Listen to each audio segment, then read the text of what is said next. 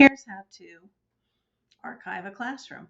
So if you want to archive a Google Classroom, so for example, if I wanted to archive my supervisor's classroom, I just select the three dots in the top right corner of any of these, and then I select archive. And when I archive, it causes it to be archived for all participants in the classroom, but for you, it wouldn't be. It would just do it for your child. So you select archive.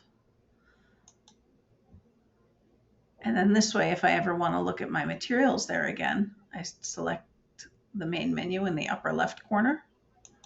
I select the three bars and I scroll all the way to the bottom. I have a very long list. And you can see there's archived classes. I just select archived classes. And then I can unarchive it. So in this case, I just archived the Title I supervisors. And now I can restore it if I want to by selecting the three dots.